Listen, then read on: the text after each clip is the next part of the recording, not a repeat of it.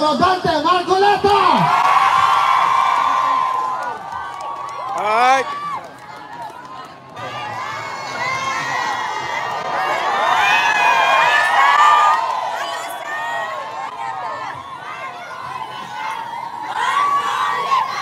Magandang hapon po sa ating lahat.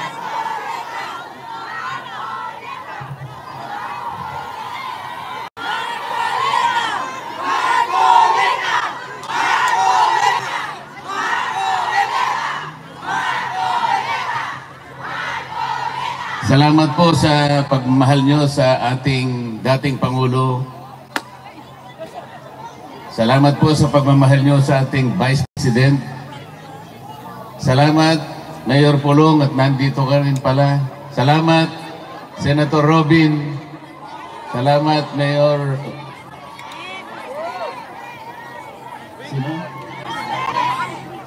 Salamat sa aking kaibigan, Atty. Vic Rodriguez. At lalong-lalo na po kayong lahat na hindi nagmamaliw ang inyong pagmamahal sa ating bayan. Napaka-problemado po ng ating bansa, ngunit huwag po tayong mawawalan ng loob. Magsama-sama po tayo para ayusin po natin ang ating bansa. Akala ko po nung nag-issue ng resignation order ang ating Pangulo, akala ko totoo na eh. Akala ko naman yung bureaucratic reset. Kahit konti lang, naniwala ko, baka okay naman yata ito ah. Wala rin. Akalain mong naglagay siya ng PNP, Torre na naman. Kilala niyo ba si General Torre?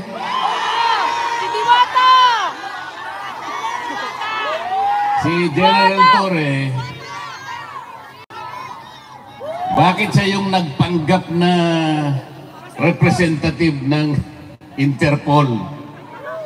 Hindi totoo yun, sapagkat kung totoo na nakipag-cooperate ang Interpol sa ating bansa, dapat sana ang nakausap niya siguro yung Pangulo ng Pilipinas o kaya yung DILG Secretary. Ngunit wala naman tayong nakita na representative ng Interpol na pumunta sa Maynila. Meron ba kayong nakita? Pagkatapos nung inaaresto si Pangulong Digong, pinakikita ni General Torre yung kanyang cellphone, yung warrant of arrest nasa cellphone. Nakakita ba kayo ng ganun?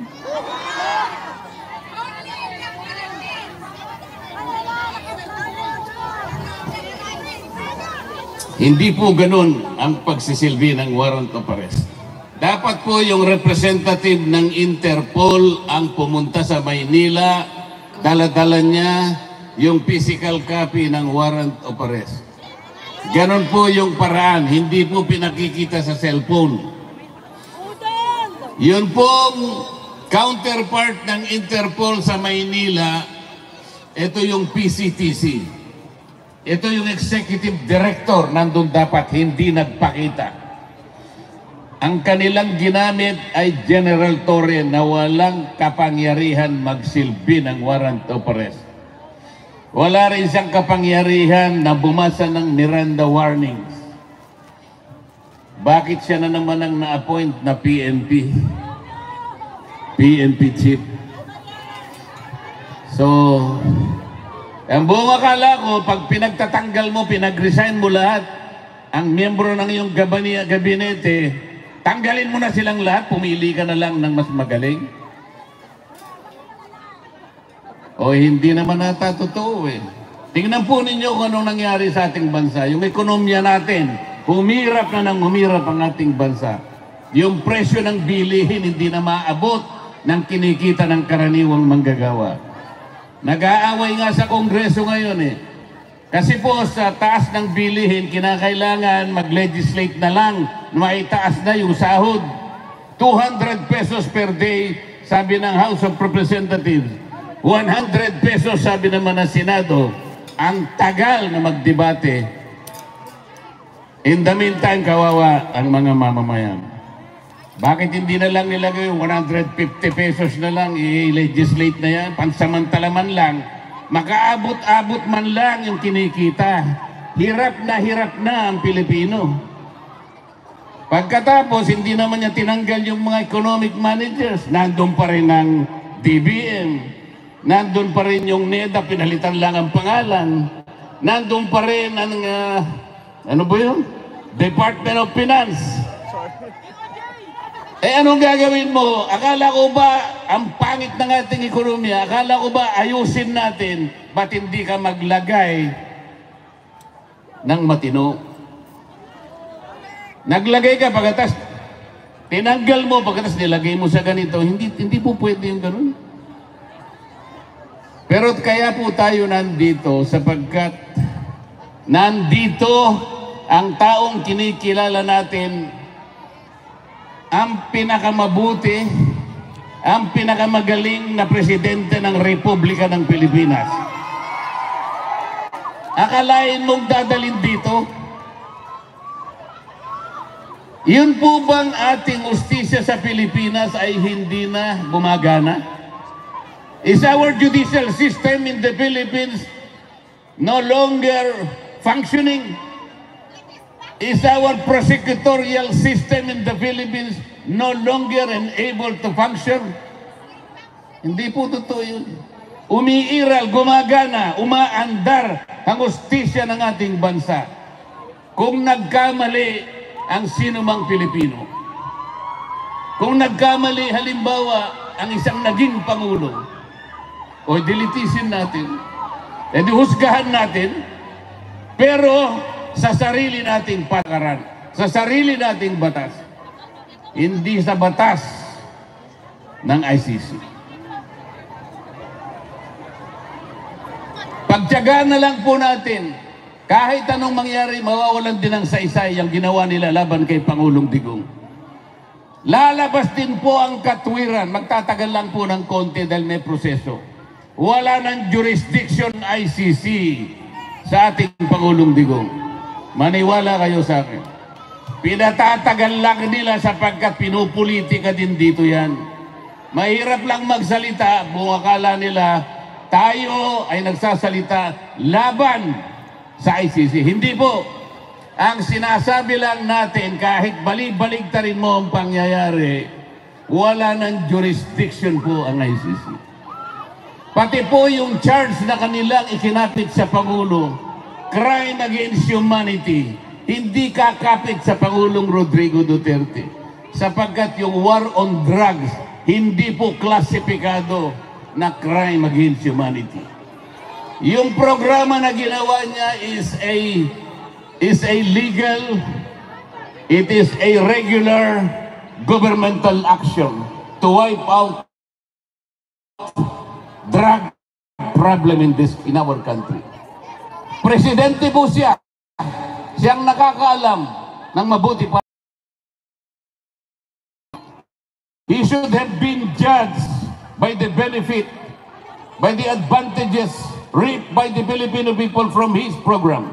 He should not have been judged from the number of people who were killed along the war on drugs. May mamamatay at may mamamatay. Alam naman nila yun.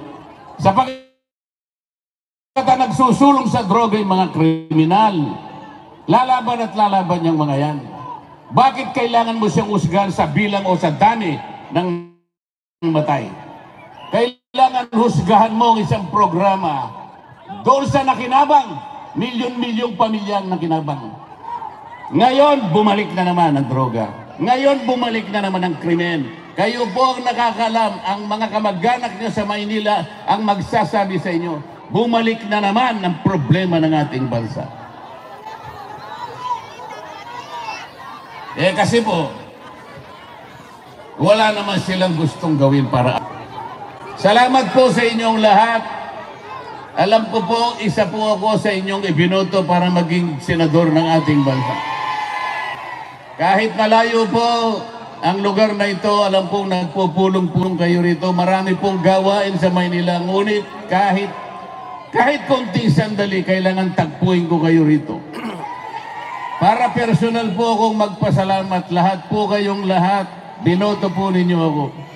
Kung hindi sa inyo, baka natupad yung survey. Akalain nyo naman, sa simula't simula pa, number 36 ako. Hindi man lang ako umangat. Nung naawa sila sa akin, siguro bandang Pebrero yata yun, napunta ako sa number 22. Hanggang doon ka na lang, sabi nila. Malapit nang matapos ang Abril, 21 na naman ako. Pagkatapos nagmilagro, isang araw, nilagay po nila ako number 12, pero isang araw lang yun. Binaba na naman nila ako sa number 18. Tingnan mo ninyo yung kawalang hiyaan ng mga survey companies na yan. Naniniwala pa ba kayo dyan? Hindi! Isipin ninyo. Merong isang media practitioner sa Maynila, babae, hindi ko na babanggitin ang pangalan, baka sumigat pa. Hindi makamove on. Hindi siya makapaniwala bakit daw si Rodante Marcoleta naging number 6. Hindi niya kasi binabasa yung ating mga kababayang katulad ng inyong mga kamag-anak at kayong lahat. Hindi ba niya alam kung gaano ang kinontribute na boto ng lahat ng OFWs? Bakit hindi niya alam yun? Bakit tinitingnan niya? Ako lang ang tinitingnan niya. Paano nangyari yun, sabi niya?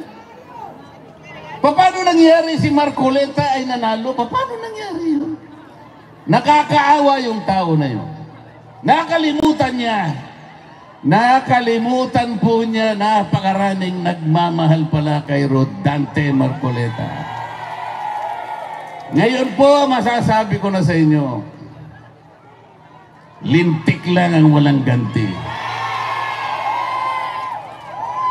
Ginawa, ang gusto nila number 36 ako. Sabi ng mga tao, hindi. Kailangan maging number 6. So yun po yung nangyari.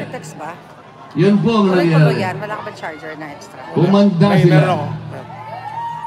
Ito pong impeachment na kinakasan nila, bahala sila. Bahala sila.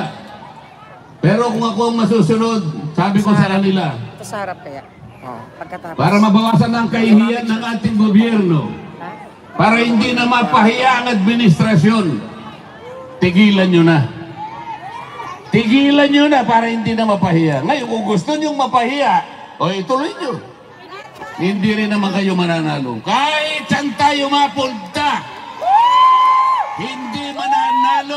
hindi mananalo ang kalaban ng ating Vice President. Sinabi ko na noong una, uulitin ko sa inyo, kung ayaw nilang itigil, nasa sa kanila.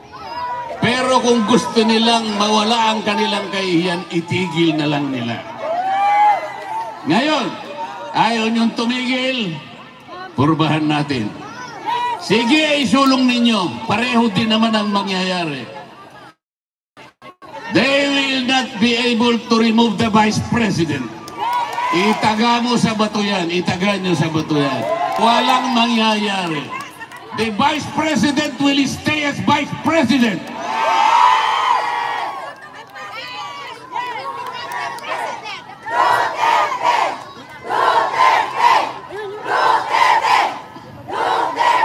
Malungkot lang po ako sapagkat bago ako pumunta rito, gumawa po ako ng request sa ICC. Payagan nyo sana ako kahit ilang minuto lang.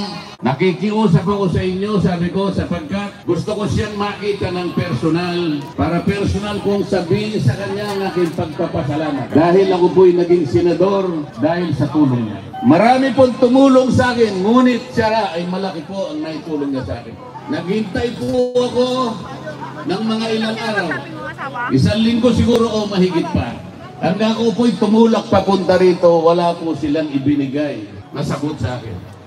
Sa aking palagay, hindi rin po ako makakapasok para makausap ko man lang. Kahit na 3 minuto ay hindi nila akong bibigyan. Anong klaseng usapin naman yan ay bibigyan? Dito pa naman sa Europa, Ang akala ko dito, mas matatag, dito mas malinaw ang ustisya sapagkat magagaling silang mga tao. Pati ba naman yung 3 minuto o 5 minuto ihingin mo? Mahawakan ko lang ang kamay. Makita ko lang kung anong kalagayan niya. Sapagkat malaking bagay naman. Para sa isang tao na kagaya niya. Huwag tayong mawawala ng pag-asa. Sapagkat hindi pa naman po tapos ang laban.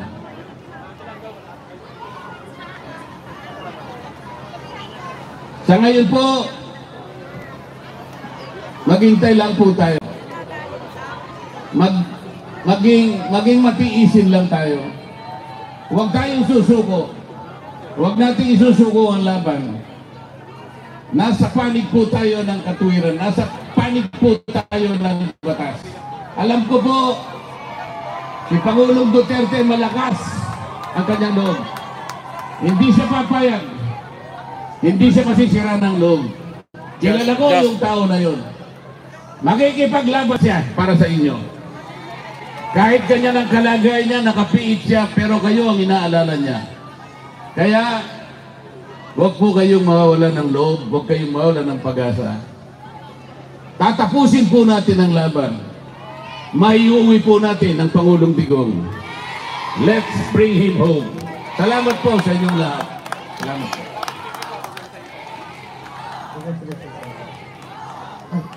Maraming salamat po, Senator Rodante Marcoleta.